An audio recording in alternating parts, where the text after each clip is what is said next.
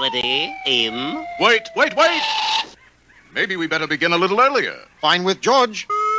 It really all started here in Syncopated Manor, and this is where we came in. That the world was shocked to hear that on his way back to Yuanabaya, Dr. Spritter's plane had crashed on Gonna Take a Peek. What crashed? My plane is flying straight and level. Let that be a lesson, Doctor. Never monkey around with a narrator.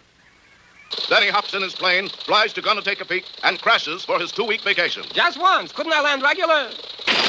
I know. Never fool around with a narrator. Our hero, George, faces many dangers in his life as king of the jungle. For one thing, the jungle is full of trees. Then there are snarling leopards. Not to mention the crosstown traffic. With all these things, do you think it's fair that he should have to tangle with a mad scientist? No! Yes. Deep in the heart of Africa is a place no man has ever entered. A place that belongs to the lion, the elephant, and the ape. A place known as the Bakubu. Travelers flying overhead could only glimpse at its many marvels, its sparkling rivers, its lush velds, its billowy cloud formations, and its hidden mountains. 25 years later, the bouncing baby boy has grown into a swinging jungle king. He is swift, he is strong, he is sure, he is smart. He is unconscious. Meanwhile, 43 vines away, George's kingdom was being threatened by a terrifying intruder. Hi, everybody. Me again. Sounds like a drink. Yes, bartender, I'll have 2 black Russians and a white ape. A drink the venal Bandagroot would be begging to imbibe if he only knew how near the white ape was at that very moment. Flying through the foliage, surveying the scenery, cruising in for a closer look, and swinging on through the trees with effortless ease. Finally beheld the mighty ape mountain, they reacted with awe. Oh. I said awe. A-W-E. That's better. Don't worry, nobody dies in this story. They just get really big boo-boos. What did I tell you? And found herself venturing forth in search of that defender of the innocent, protector of the weak, and all-around good guy, George of the Jungle. But that's not who she saw first. And so, with the help of the Jungle King's big, gray, peanut-loving Fuji, George and Ursula set out on a desperate search to find her fiancé, that guy she was with. But by the end of the afternoon, her desperation had dimmed, and she had given up all hope of everything, except enjoying the Jungle King's company from her precarious perch atop his faithful doggy. Later, they rested, while the tired tusker teased on a... Wait a second, the dog bone is too much. Lose it. That's better. Meanwhile, at a very big and expensive waterfall set, Ursula was amazed that she was lost in the wilderness with a jungle man. Here I am, lost in the wilderness with a jungle man. And so it came to pass that George of the Jungle attended his first co-ed dance. But his rapturous rendezvous with the urban heiress was to be short-lived, as the very next morning Kwame and his men were drawing dangerously close. That is, dangerously close to shoving a coconut up Lyle's sleeping bag. Whew. Okay, kids, let's settle down and review the important information. Lyle is a big doofus. Poor George was really shot but can't die because, let's face it, he's the hero. So, the naturally concerned and preternaturally wealthy Ursula Stanhope whisked George off in a private jet bound for the country of his birth, where he would get the finest medical treatment available. I'm gonna get you the finest medical treatment available. Must be halfway to Frisco by now. Ah, but the plotting poachers were only half correct, for at that very moment our handsome hero was all the way to San Francisco. Well, Ursula's fiancé is in prison, and there's a jungle man sleeping on her balcony. She could use a best friend right now. Hi. Hi. The Jungle King was pleased to find he looked pretty good in Armani. Pretty darn good. And I'll be back as soon as I can. Just stay here. Stay here? George is king of the jungle. No 4 walls built by modern man can contain him. Not true. George has every intention of doing exactly what Ursula say. Really? Is that so? For a while. And at that very moment, Betsy and Ursula were on their way to break the news about Lyle to her father. Good luck, kiddo. Jazzed on Java, George of the Jungle made his way into the city by the bay and strolled the city streets until he found something so scintillating he had to say, "Ooh!" But nothing excited the Jungle King more than the sight of the biggest rope bridge he had ever seen. As the pesky poachers grunted and groaned, pushing and pulling the ponderous primate along, the trusty Tuki bird was already winging to the rescue, making a birdline for San Francisco, where George of the Jungle was trying to give the heiress Ursula the courage to face her parents by helping her discover the juju within. Went inside to break the news to her parents, who took it extremely well. We understand, dear. Just kidding. The young Miss Stanhope proceeded to spill the I went beans to the jungle. very quickly.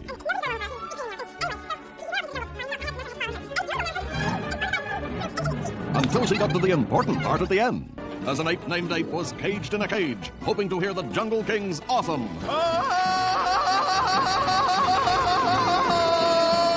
Hey, I'm pretty good at that. And wondering if he would ever come. But the motion-sick mammal needn't have moaned, for that defender of the innocent, protector of the weak, and all-around good guy, George of the Jungle, was closer than he knew. Next time, George, get bigger box. And so, George of the Jungle received the first kiss of his life that came from neither elephant nor ape.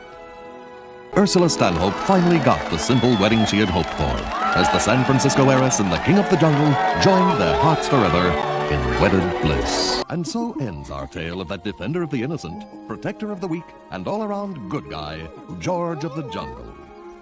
A noble king, his beautiful queen, and their nimble young heir to the jungle throne. I know what you're thinking. How does a baby raised by an ape grow up to be king of the jungle, find his queen, and live happily ever after? To the untrained eye, it looks the same as in our first movie. But things have changed, and it's not just because we're using a different set. Domestic bliss has broken out over the Bakubu. Parenthood has found that defender of the innocent, protector of the weak, and all-around good guy, George of the Jungle. And as our story begins, our popular, potent potentate has produced the prince. And, wait a minute! Who the heck are you? Me, New George. Studio too cheap to pay Brendan Fraser. Oh, Let's go, Dad. how did you get the part? New George just lucky, I guess. Now that the prince is turning 5, George is grooming his son to be the heir to the throne. George, that's grooming him to be heir, not grooming his hair. Yeah. The love of his life, and the heiress who gave up everything to be his jungle queen, was wondering why George wasn't home for lunch. Why isn't George home for lunch? But George couldn't go home for lunch because he had to attend to a very important matter. Was interrupted by an urgent bongogram. I said an urgent bongogram. Watch out for that! Yes, fans, for the first time in history, George of the Jungle didn't hit the tree he was aiming at. But that didn't stop him from hitting the second tree. And in case you were worried, the new George takes a tree as well as Brendan Fraser. In the jungle, George was taking care of some serious jungle business. George, this thing's stuffed again. Well, kind of serious. Stop the movie! Now, that's how animals usually sound, right? Well, in our movie, the animals are all going to talk, so you humans don't miss a thing. Anyone know how to fix this? And for the convenience of you animals, we've added subtitles, so you can follow along too. Why not make Zug Zug Treaty? Zug Zug Treaty? Yes, Zug Zug Treaty. This is Disney. If we're gonna do a Zug Zug joke, we're gonna make it educational. George and Ursula were in love. Little did they know that someone was fast approaching who was going to change their lives forever. Someone so malevolent, so Machiavellian, so... well, for you kids, let's just say really, really mean. Yes, that's Ursula's foppish former fiancé, Lyle Vandergroot. You remember the graceful Vandergroot from the first movie. I have to go first! Is it really necessary to show that scene? Sorry, we can't kill Beatrice. If she dies, we have no story. And if we have no story, George couldn't disappoint his wife again by being late for his own son's birthday party. George was demonstrating why he was no William Tell, and neither was his aimless son. Tookie! While Tookie was winging his way to Las Vegas, I said, Las Vegas! Ape found himself with problems of his own. While Ape was busy strangling his pestering poker partner, Tookie's tuckered mind began to wander. Another mimosa, Mr. Tookie? George must go Vegas to help. Thrilled that George was leaving, Beatrice beamed like a Cheshire cat. But not wanting to stand out like a simian from the sticks, George made a stop. New George looked pretty good in our money, too. Verklempt at finally finding each other again, George and his brother Ape had a big, emotional reunion. Hi. Hello. Oh, come on, you can do better than that.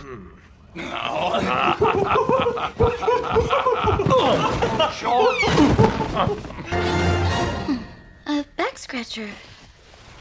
To help with it. As the Jungle King demonstrated the many uses of his gift, his arch-animal enemy was back in the jungle, trying to take over his throne. His perfidious plotters in Las Vegas put the finishing touches on their perspicacious plan. Unaware of the deadly denizens determined to destroy him, as George gleefully greeted his performing pals, Ursula wondered if she'd ever come first. I wonder if I'll ever come first. While our simple simian was being stalked by a star-struck kangaroo, Lyle and the women were still searching our simple simian's shorts. What now? It'll take us years to go through the rest of these. And it would have, too, had the precise, practical, pragmatic Ursula not labeled them. Lyle immediately dispatched one of his dastardly disciples to the jungle. Locked up by the mean lion to keep him from contacting his former king, the tactile Tookie Tookie had been carefully plotting his escape. Meanwhile, that dastardly duo of damsels, Sally and Kowalski, were searching every nook and cranny. That's cranny, not granny. As halfway around the world with his devoted son and dormant wife, George headed back to his homeland. After getting a tip from Brendan Fraser, who was cramped during the first picture, this time he made sure to get a bigger crate. Upon arrival, George whistled for Shep to take them home. Jungle now look different. Not different. Look at the signs, George, the signs! But George missed the signs. Signs even an illiterate warthog would have noticed, like the Magnificent Seven, if they hadn't been magnificent. And they'd consisted of a dim-witted king, an elephant who thought he was a dog, an ape, a bird, a little monkey, and a kangaroo. They marched, flew, and hopped out to meet the enemy. And just between you and me, it didn't look good. But luckily for George, after a delayed reaction to his insouciant iambic pentameter, the jungles of the vacillating varmints joined the fight with their potent potentates. For those of you without a thesaurus, that's after a delayed reaction to his speech, the other animals joined the brouhaha with their king. Imagining the cold steel of the deleterious dozer separating his upper half from his lower, he ordered his troops back in a slow and orderly retreat. Let's go! George realized that the only way to win was to fight fire with coconuts. Oh no, not elephant zugzag. George quickly realized that a deadly dozer was heading to destroy the treehouse and his still dozing wife. Having finally defeated the pugnacious pair, Indiana George found himself with an even bigger bugaboo. How to turn off the bulldozer. As it turned out, a kiss from George was stronger than any hypnotic spell. Before we can end our movie with the traditional jungle wedding scene, George still had one more official duty. Helping Ursula bring her friends out of their hypnotic trance. So, domestic bliss has once again returned to the Bakuta. And with Beatrice's full blessing, George and Ursula decided to renew their vow. What? Am I right? Am I right? Come on! Oh my gosh, I'm not right! It was a terrible ape faux pas. If only Magnolia had taken a minute to watch the following audio-visual presentation. I've seen it now! I've seen it now! Fine. This is a bad idea! Even the narrator's scared of this place! Hello? Narrator? See? Sorry, I'm here. I got caught in traffic. Did I miss anything? Oh, it's over? Oh, no. Oh, no was right for the exhausted ape nappers. Why don't you say something constructive for a change? Like what we should do now? Because I don't like you. Oh, I hate you, you snotty son of a... Pretend I didn't hear that. That's fun now. Thor, were you fighting with the narrator? Well, he started it. Did not. You did too. Did not. You did too. Did not. You did too. Stop it. That's what I'm here for.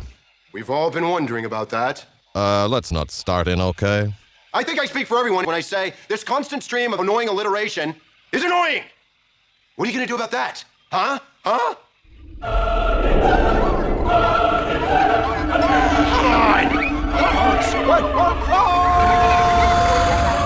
Anyone else have any critiques or comments? Good.